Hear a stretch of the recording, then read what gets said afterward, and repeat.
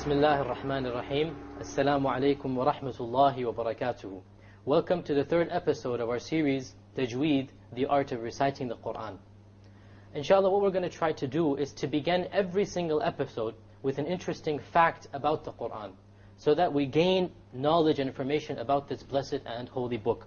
And the fact that we're going to discuss today is a very interesting fact, and that is that the Prophet ﷺ, in the beginning of the revelation, very early on, he was very worried about forgetting the Quran that Allah revealed to him.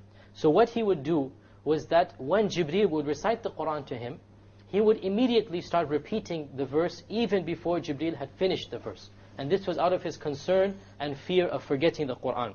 So Allah Azza wa Jal revealed verses to prevent him from doing this act. And of these verses is Surah Al-Qiyamah, verse 16 to 19. These are verses still recited to this day. Allah Azza wa Jal told the Prophet ﷺ, لا تحرك به لسانك لتعجل به. Don't hasten your tongue. Don't move your tongue in order to recite it quickly. إِنَّا عَلَيْنَا جَمْعَهُ وَقُرْآنَهُ. It is up to us to compile it and to recite it. فَإِذَا قَرَأْنَاهُ فَاتَّبِعْ قُرْآنَهُ. When we recite it to you, then pay attention to its recitation. So the Prophet ﷺ was commanded by Allah Azza wa Jal not to be worried about forgetting the Quran.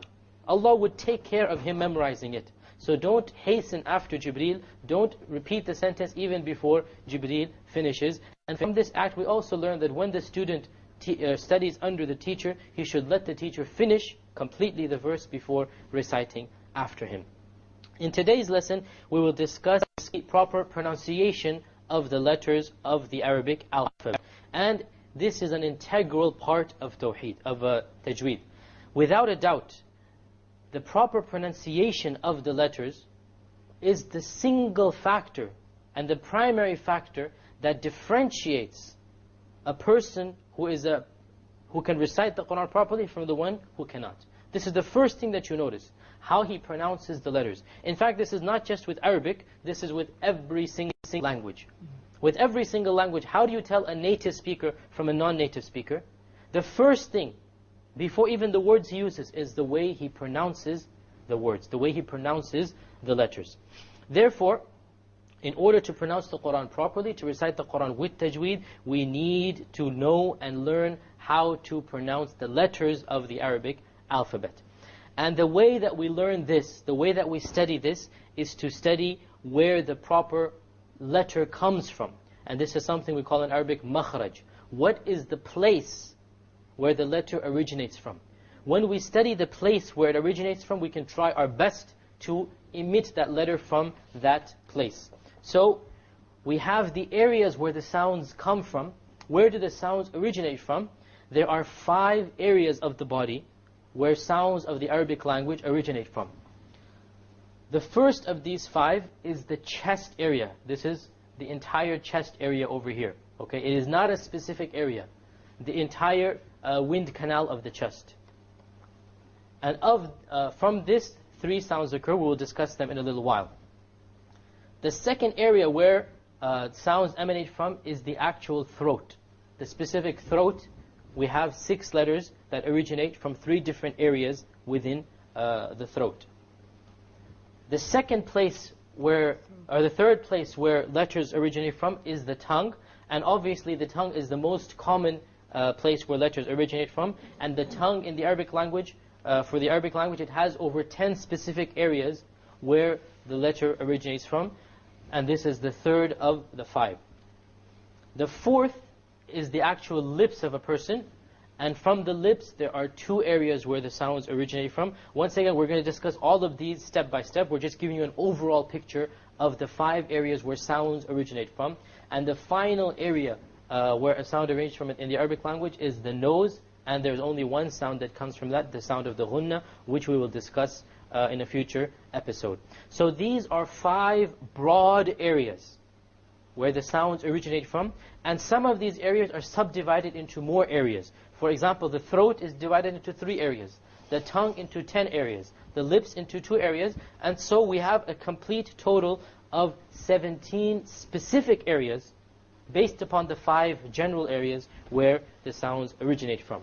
In today's episode, we will only discuss the first 2 of these 5 sounds, And the first of the 5 areas is the letters, or the first, is the letter or the sounds that come from the chest area. There is no specific letter that comes from here.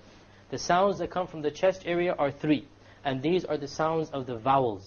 The A, E, and U.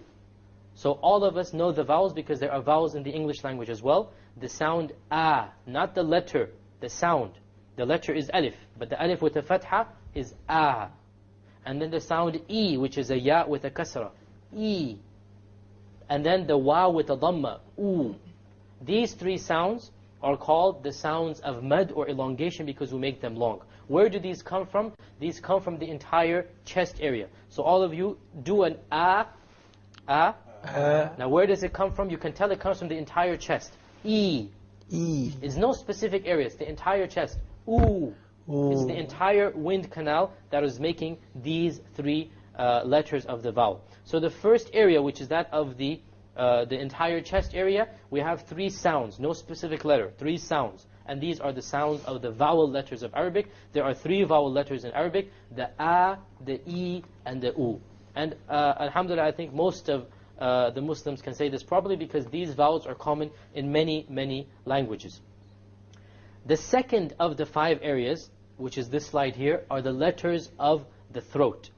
The letters of the throat. Which letters originate from the throat, this area over here, between or above the actual trachea and beneath the place where we eat our food.